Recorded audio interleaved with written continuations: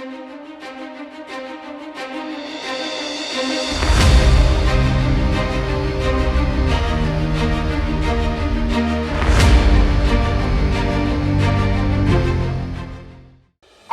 बादशहा दिग्दर्शक रोहित शेट्टी पुन्हा एकदा अंडरवर्ल्डच्या निशाण्यावर आले आहेत।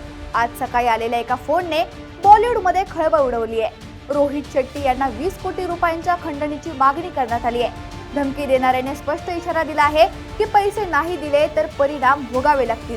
कॉल करणारा नेमका कोण, या संपूर्ण प्रकरणामागचं खरं सत्य काय, 20 कोटींच्या खंडणीची धमकी देणारा नेमका कोण आहे, या प्रकरणाचा संबंध खरोखरच बिश्नोई गँगशी आहे की तपासाला वेगळंच वळण मिळणार, रोहित शेट्टींना लक्ष का करण्यात आलंय आणि सर्वात महत्त्वाचं, मुंबई पोलिस धमकी मागचा मास्टरमाइंड गाठू शकतील का, असे अनेक प्रश्न आता निर्माण झाले आहेत। ही धमकी नेमकं कोणी दिली आहे आणि काय म्हटलं या धमकीत, पाहूयात या व्हिडिओतून। नमस्कार, मी निकिता आणि आपण पाहतायत LS मराठी। हे संपूर्ण प्रकरण समजायचं असेल तर आधी फ्लॅशबॅक मध्ये जाऊयात। मुंबई स्वप्नांचं शहर, इथे रोज हजारो लोक आपलं नशीब आजमावायला येतात, पण याच मुंबईच्या पोटात एक अशी काळी दुनिया देखील श्वास घेतेय, जिची नजर बॉलिवूडच्या झगमगाटावर खेळलेली आहे। तारीख 1 फेब्रुवारी 2026, वेळ रात्रीची। जुहूचा परिसर एरवी शांत असतो, पण त्या रात्री काहीतरी भयंकर घडणार होतं। एक हाय स्पीड बाईक शेट्टी टॉवर्सच्या समोर येऊन थांबते। मागे बसलेला एक तरुण आपला चेहरा काळ्या कपड्याने झाकून घेतो। त्याचा हात हळूच कमरेला लावलेला पिस्तूलकडे जातो। कोणतीही पूर्वकल्पना नाही, कोणतीही चेतावणी नाही, आणि अचानक धाड धाड धाड, एका मागून एक 5 गोळ्या हवेत आणि शेट्टी टॉवर्सच्या मुख्य गेटवर झाडल्या जातात। काचेचे तुकडे विखुरतात, सुरक्षा रक्षक ओरडतात। बाईकचा सायलेन्सर पुन्हा एकदा जोराजोरात आवाज करतो आणि ते हल्लेखोर अंधारात गायब होतात। 5 गोळ्या, हा एक संदेश होता। हा हल्ला कोणा सामान्य माणसावर नव्हता, हा थेट हल्ला होता बॉलिवूडच्या त्या दिग्दर्शकावर, ज्याने पडद्यावर पोलिसांचे शौर्य दाखवून करोडो रुपये कमावलेत। तो हल्ला होता सिंघम आणि सूर्यवंशी फेम रोहित शेट्टी यांच्या घरावर। मुंबई पोलीस तात्काळ घटनास्थळी पोहोचतात। क्राईम ब्रांचचे अधिकारी काडतुसे गोळा करतात। संपूर्ण बॉलिवूड हादरून जातं। रोहित शेट्टी यांच्या सुरक्षेसाठी पोलिसांचा फौजफाटा तैनात केला जातो।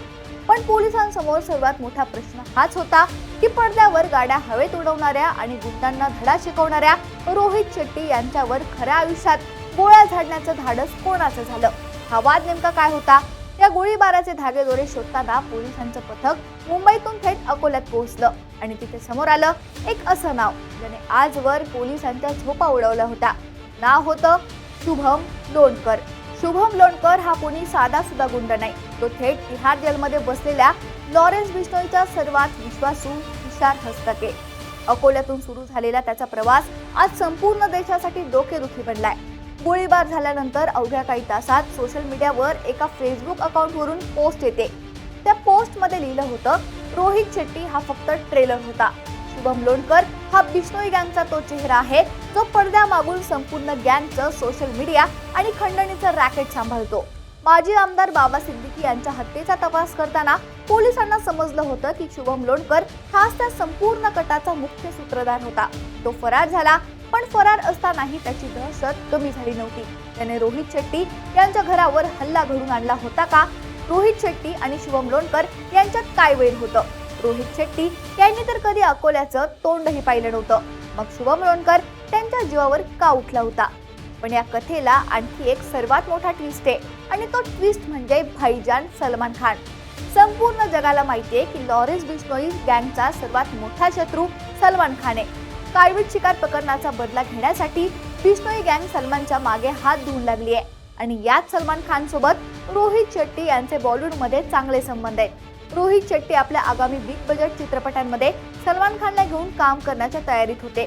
त्यावरून शुभम लोणकरने आपल्या फेसबुक पोस्टमध्ये एक अत्यंत धक्कादायक इशारा दिला होता। त्याने लिहिलं होतं की आम्ही रोहित शेट्टीला अनेकदा चेतावणी दिली होती की आमच्या कामामध्ये आणि आमच्या शत्रूच्या मध्ये येऊ नकोस। म्हणजेच रोहित शेट्टी हे सलमान खानच्या जवळ आहेत, हेच बिश्नोई गँगला सहन होत नव्हतं। सलमानच्या मित्रांना आणि त्याच्या पाठीशी उभे राहणाऱ्यांना संपवणं हाच शुभम लोणकरचा सर्वात मोठा प्लॅन आहे।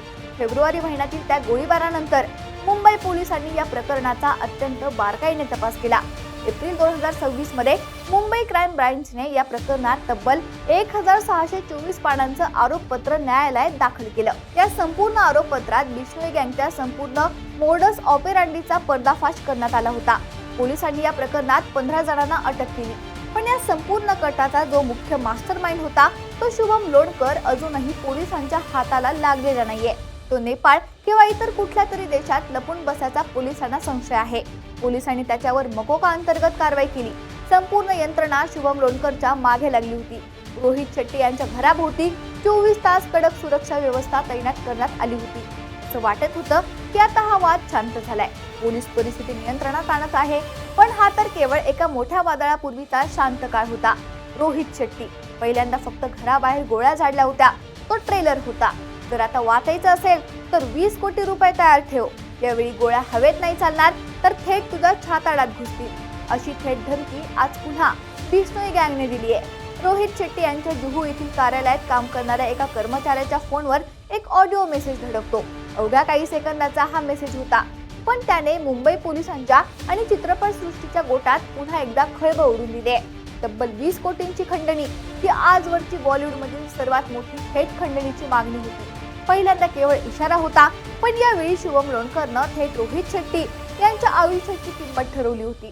20 कोटी द्या, नाहीतर जीवे मारू, अशी स्पष्ट धमकी या मेसेजमध्ये होती। हा मेसेज मिळताच रोहित शेट्टी यांच्या टीमने तात्काळ जुहू पोलीस ठाणं गाठलं। गुन्हा दाखल झाला। क्राईम ब्रांचच्या तांत्रिक पथकानं त्या ऑडिओ क्लिपचा तपास सुरू केला। प्राथमिक फॉरेन्सिक तपासणीत आणि व्हॉइस अनालिसिसमध्ये असे समोर आलं की हा वाद दुसरा कोणाचा नसून फरार गँगस्टर शुभम लोणकरचाच आहे।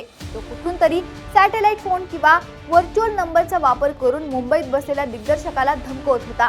हा थेट पोलिसांना आणि मुंबईच्या कायदा व्यवस्थेला दिलेलं आव्हान होतं। जेव्हा पोलिसांच्या क्राईम ब्रांचने या प्रकरणाचा तपास सुरू केला तेव्हा त्यांना समजलं की हा वाद कोणत्याही जमिनीचा नाहीये, वैयक्तिक वैराचा नाहीये किंवा कोणताही व्यावसायिक नाहीये।